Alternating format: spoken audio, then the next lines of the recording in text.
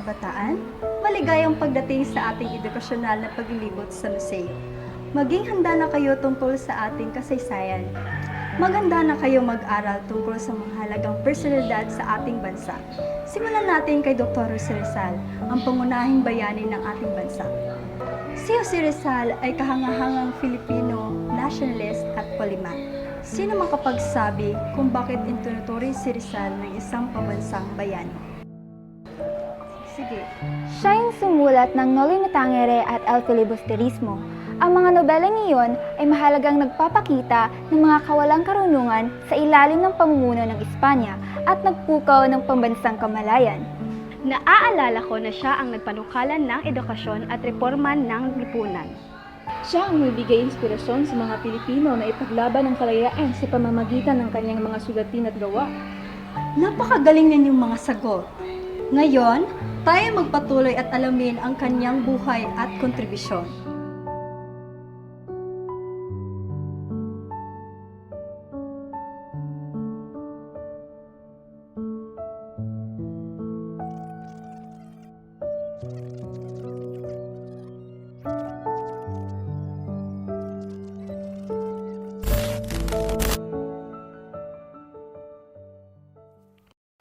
Si Jose Portasio Rizal Mercado y Alonso Villalonga ay isinilang noong 11 ng Hunyo, 1861 kina Francisco Mercado at Teodora Alonso sa bayan ng Calamba, ang lalawigan ng Laguna.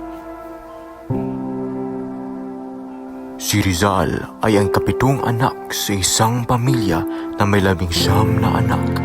9 na kapatid na babae at 1 kapatid na lalaki na sina Saturnina, Pasiano, Narcisa, Olympia, Lucia, Maria, Jose, Concepcion, Josefa, Trinidad at Soledad. Noong 3 taong gulang pa lamang si Rizal, ang kanyang mahal na ina ang nagsilbing unang guro na nagturo sa kanya na bumasa ng alpabetong Tagalog, Espanyol at Ingles at ang pagdadarasal na siyang nagbibigay ng pundasyon sa kanyang pananalig sa Diyos. Makalipas ng maraming buwan sa taong ding iyon, tinuruan niya siya ng iba't ibang pribadong tagapagturo gaya na lamang ni na Maestro Celestino na nagturo sa kanya ng mabasa, magsulat, relihiyon at sa sinaturang matematika. Sumunod si Maestro Lucas Padua na nagturo naman sa kanya ng lingwaheng Latin at Espanyol.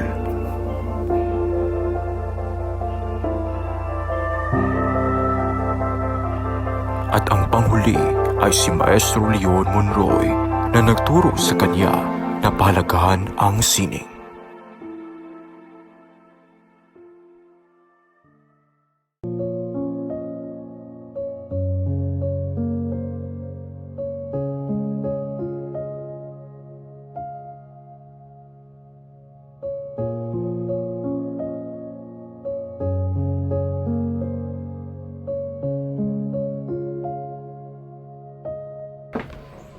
Mahal ko, pwede bang makipag-usap saglit?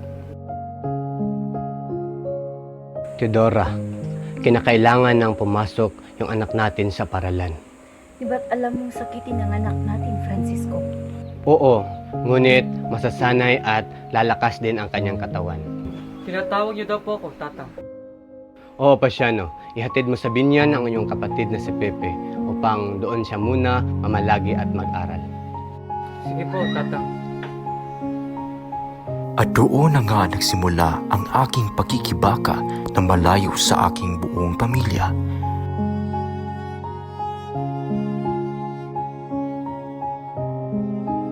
Sa binyan ay naranasan niya ang mga bagay na hindi niya sadyang nararanasan sa kanilang tahanan. Kabilang narito ang pamamalo sa mga estudyanteng may kasalanan o may ginawang hindi tama.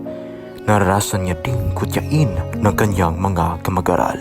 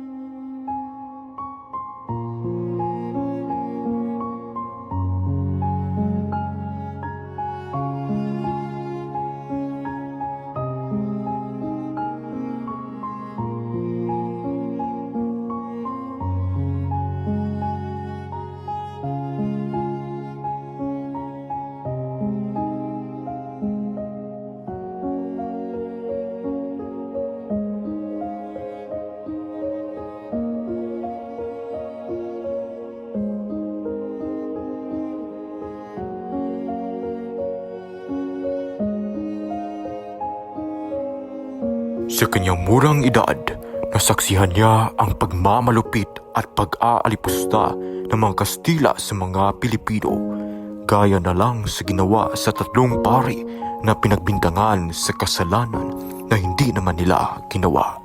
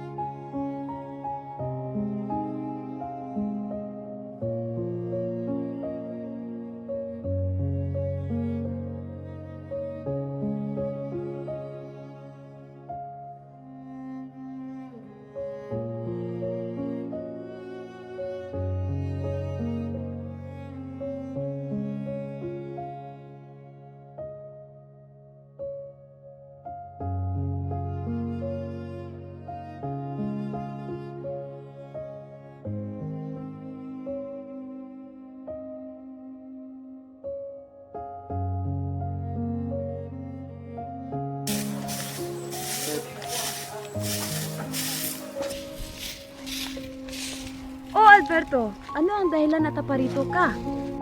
Nalaman kong may ibang kinakasama ang aking asawa. Yun ay pinaplano kong walayan na siya. Ano? Hindi yan maaari. Hindi tayo pwedeng pag-usapan ng mga taong bayan. Huwag mong hayaang masira ang pangalan na ipinamana ng ating mga ninuno. Bilang ikayaking kadugo at lubos na pinahalagaan ko ang iyong payo, mas pipiliin kong makinig sa iyo at magparaya na lamang.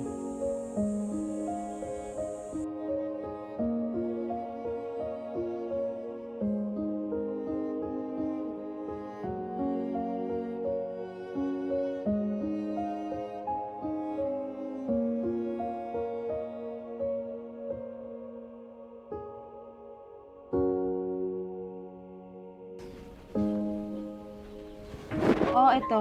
Inumin mo habang mainit pa.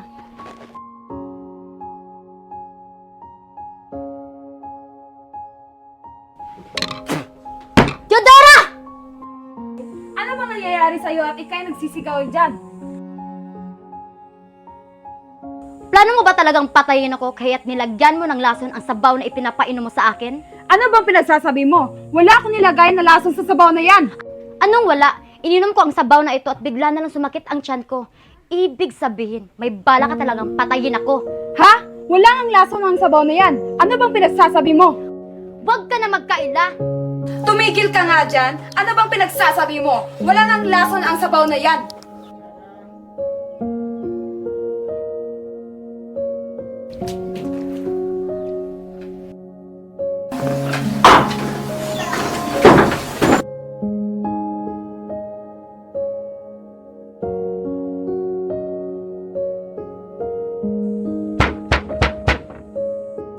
Magandang umaga. Nandito po ba si Juna Tudora? Ano pong nais niyo at naparito kayo? Sumama ka sa amin. Inaresto ka namin sa salang pagtangkang lasunin ng asawa ng iyong kapatid. Wala akong kinalaman sa kanilang binibinta. Hindi ko kasalanan yon. Wala akong kasalanan. Bitawan niyo ako. Huwag na kayong lumaban. Sinisiraan lang ako nila.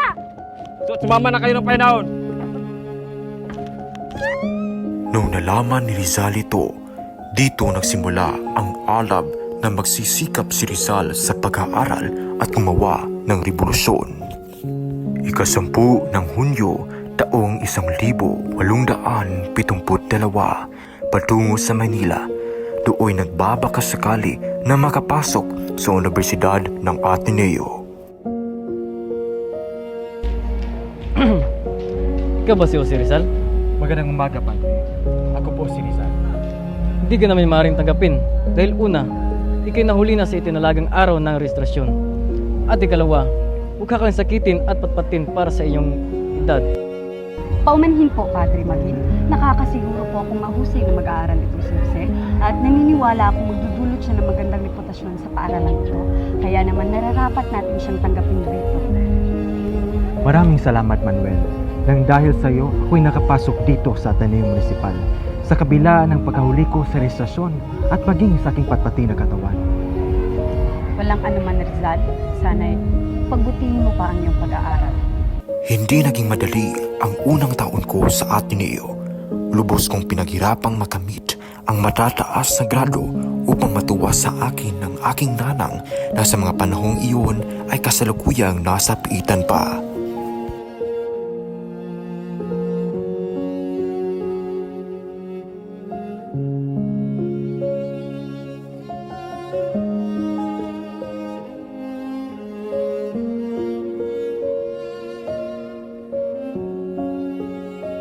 Ipinagpatuloy ko ang aking sipag sa pag-aaral.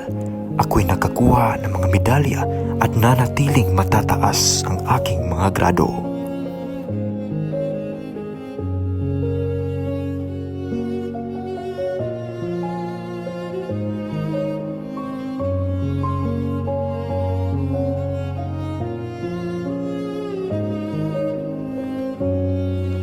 Napakahusay mong sumulat ng mga tula, Rizal. Ipagpatuloy mo ang pagsusulat. Ako'y nakakasigurong ikaw ay may magandang larang sa kinabukasan ng liturhiya. Gracias, Padre Sanchez. Mahal kong kapatid, nais kong ipapatid ang aking pasasalamat sa iyong pagsuporta sa aking planong pag-alis. Iilan naman kayong nakakaalam ng aking ninanais tulad ni na Ate Saturnina, Lucia, Tio Antonio, ang mga Valenzuela at ang aking ilang matatalik na kaibigan. Kung maaari, ipabatid mo sa ating mga magulang at sa aking minamahal na Yunor. Patawarin nila ako sa aking biglaang paglisan. Hindi ko kailanman kalilimutan ang aking misyon at ito ay ang mag-obserba sa pamumuhay at kultura, lengguwahe at adwana, industriya at komersyo, ang gobyerno at pamumuhay, ang batas dito sa Europa. Ito ay magsisibing aking paghahanda upang makatulong sa pagpapalaya sa ating bansang inaapi at tinapaktapakan.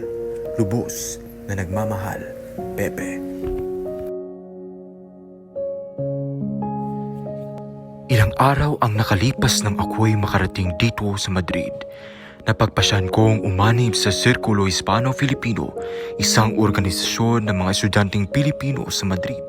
Pinaplano kong patatagin ang ating mga grupo nang sa gayon ay matulungan ang ating mga kalahi na dumaranas ng lubos na kahirapan sa kamay ng mga Espanyol. Ako'y sang-ayon sa iyo, kaya't hahanap ako ng mga taong pwedeng tumulong sa atin. Kung gayon, isang karangalan para sa akin ang sumali sa iyong reforma. Kinakailangan natin magkaroon ng hakbang upang maipahayag ang lubos na kahirapang dinaranas ng ating kapwa Pilipino. Ganon din ang aking nais kung kaya't naisipan kong maglimbag ng mga salitang ating ginagamit laban sa mga Espanyol. Ako'y lubos na sumasang-ayon sa inyo, aking mga kaibigan. Ganon rin ako. Ang organisasyong ito ay naglalayong may pahayag ng malaya ang mga paghihirap na dinaranas ng mga Pilipino sa ilalim ng pamumuno ng mga Espanyol. Kasama din sa organisasyong ito sina Marcelo H. del Pilar, Juan Luna at Graciano Lopez Haina. Sinunod ko ang payo ng aking kuya Pasiano. Pinapatuloy ko ang aking pag-aaral sa Universidad Central de Madrid. Kumuha ko ng kursong medisina. ¿Cuántos músculos voluntarios tiene la órbita? Incorrecto. Incorrecto. Incorrecto. Profesor, creo que hay 7. Muy bien, Rizal. Ahora dime cuál de sus músculos no puede mover el globo ocular. Profesor, ¿puede responder? Sí, adelante.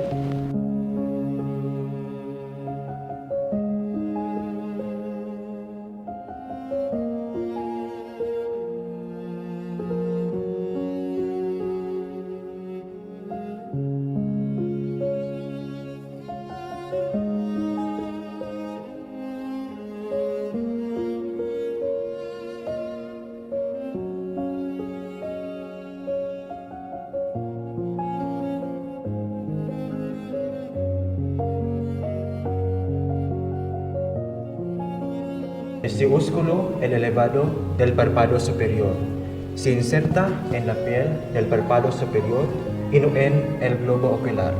Por lo tanto, solo eleva los párpados. Excelente. Muy bien hecho, Rizal. Bravo. Tagumpay ang aking natamasa sa ilang taong pag-aaral, pagsusumikap at paghihirap sa Espanya. Sa wakas, isa na akong ganap na manggagamot. Lubos akong nagpapasalamat sa suporta ng aking pamilya, lalo na ang aking kapatid na si Pasiano. Nais kong tulungan ang aking ina na may problema sa mata at makapagtayo ng klinika sa hinaharap. Pagkaraan ng ilang taon, ay natapos ang pagsulat sa kanyang unang nobela, ang Noli Me Tangere. Araw-araw naming binabasa ng paulit-ulit ang Noli Me Tangere pagkatapos itong may limbag upang kung may mali ay aming may tama. Hindi madali para sa akin ang pagsulat ng nobela sa panahong iyon dahil sa kahirapan, gutom at kawalan ng pag-asa.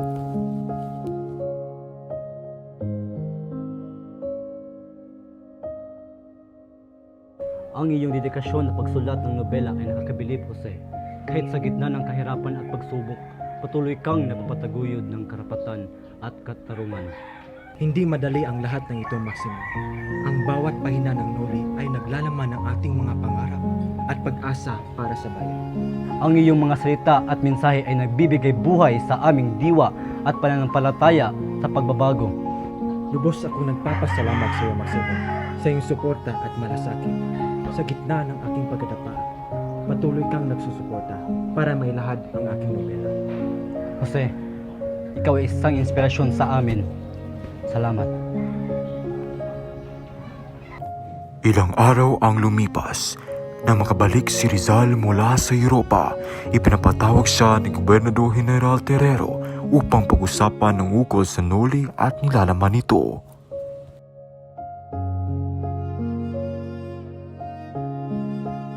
Magandang araw, inyong kadakilaan.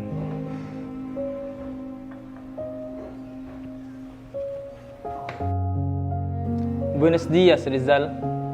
Alam mo naman siguro ang balita tungkol sa iyo. Delikado ang buhay mo ngayon kung kaya't nais kong lisanin mo ang Pilipinas sa lalong madaling panahon.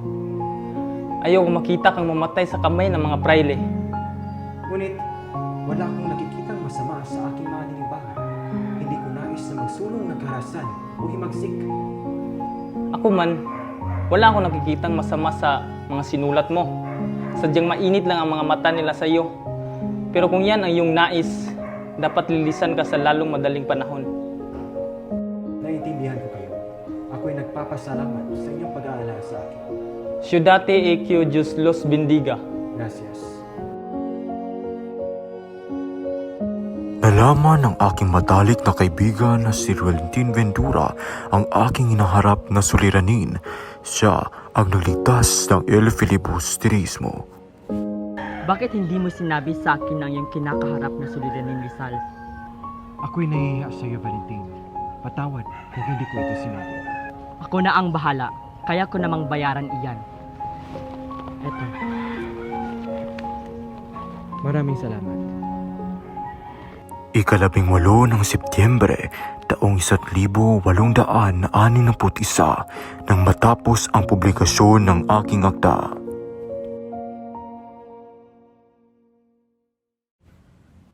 Nang makabalik sa Maynila, Minarapat ni Rizal na magpatawag ng isang pulong upang bumuo ng isang samahan na tinatawag na La Liga Filipina. Magandang umaga, mga Ginoo at Ginang. Una sa lahat, nais kong magpasalamat sa inyo sa pagdalaw dito sa pagpupulong na ito.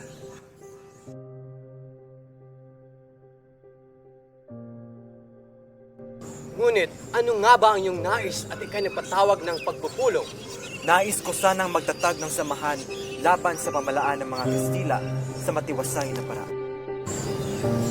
Ngunit gano'n ka nakatitiyak, Rizal, na tayo magtatagumpay? Marahil alam naman natin lahat na sililabis na makapangyarihan. Kaya tayo'y narito upang pagplanuhan ang mga isa sa gawang hakbang. Ang laban sa mga Kastila, ang pag-aaral at aplikasyon ng mga reforma. Sang-ayon ako sa iyong mga plano, Jose. Kaya't ikaw ay mapatuloy sa iyong mga inihahayag. Kung gayon, tayo na't maghalal ng mamumuno sa ating samahan. Mabuhay ang La Liga Filipina! Mabuhay! Samantalang isinailalim ni Rizal si Ginoong Taufer sa pagsusuri, naroon si Josephine Bracken sa kanyang tabi. Si Josephine ay itinuturing na anak ni Ginoong Taufer sa pamamagitan ng pag-aampon, kaya't kasama siya sa pagsusuri.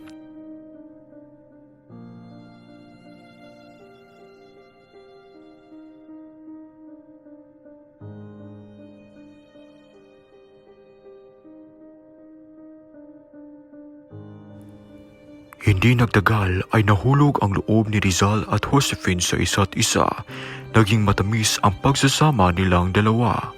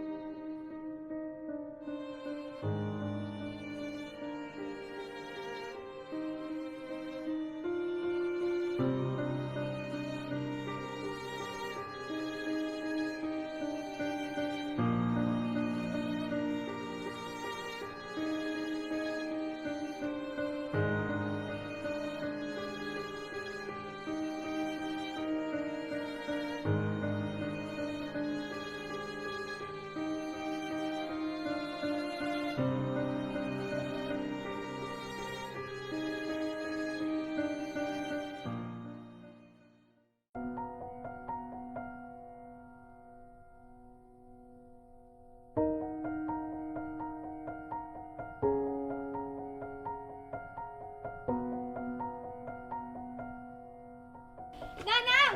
Nanang! Nanang! Nanang! Nanang! Nanang! Nanang! Nanang! Oh, Maria! Anong nangyayari sa iyo at ikay nagsisigaw? Si Jose! Anong nangyari kay Jose sa kawawa kong anak? Sabihin mo! Siya ay dinakip ng mga Guardia Sibil! Diyos ko! Kailangan natin gumawa ng paraan para mailigtas natin si Jose Rizal. Mabuhay si Jose Rizal! Mabuhay! Mabuhay si Jose Rizal! Manahimik kayo! Tumahimik kayo lahat! Tumahimik! Masyado mahigpit ang pagbabantay ng mga Kastila kay Pepe. Hindi madaling magawa yung nais nyo. Handa kaming magbuwis ng buhay para maigtas lamang si Jose Rizal. Mabuhay si Jose Rizal! Mabuhay! Rizal! Mabuhay! Mabuhay! Tama na! Tumahimik ang lahat! Ako man, gusto kong mailigtas ang aking kapatid. Ngunit natitiyak ko kailanman hindi gugustuhin ni Pepe na dumanak ng dugo ng dahil sa kanya. Wala na tayong magagawa. Diyos nang bahalang magligtas sa kanya. Mabuhay! Mabuhay! Rizal! Mabuhay! Mabuhay! Sinubukan ng aking nanang na makiusap kay Gobernador Polevia upang makiusap na ako'y wag nang patayin. Ngunit hindi ito inasikaso ng gobernador. Hindi niya dininig ang daing ng aking nanang sa kanya.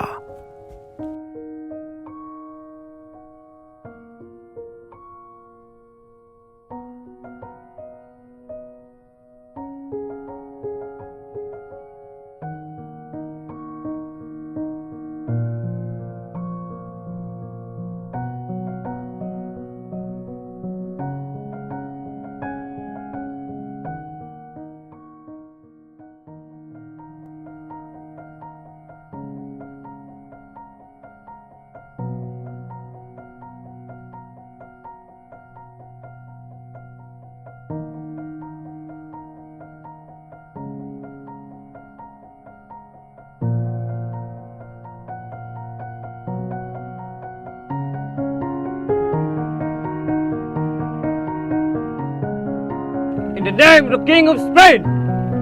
Anyone who raises his voice in favor of the criminal will also be executed. Bago niyo ako patayin, may hihingi sana akong pabor. Ano yun? Pwede niyo ba akong baliin na nakaharap? Hindi maaari! In my command! Nestos! Sargent! Konsumadong Fuego!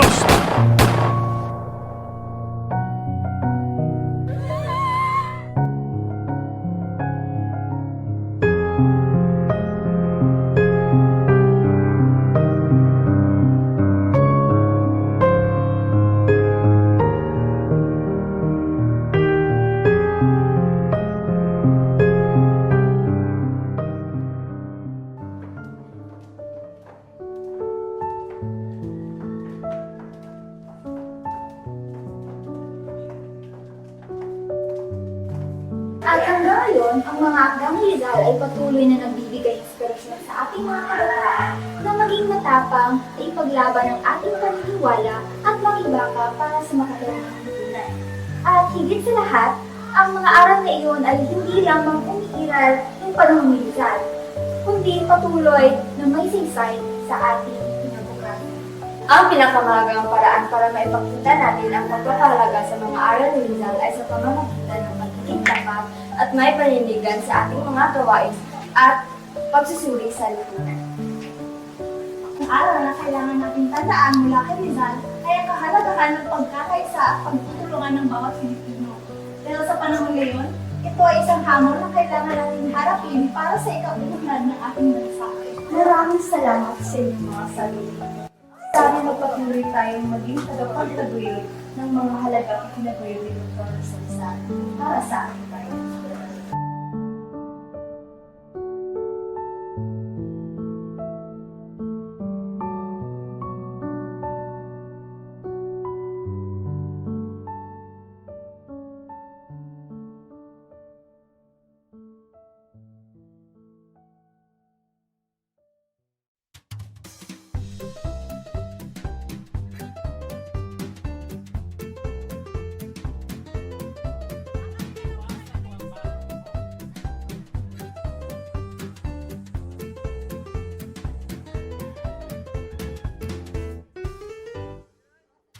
Mamalagi at mag-aaral.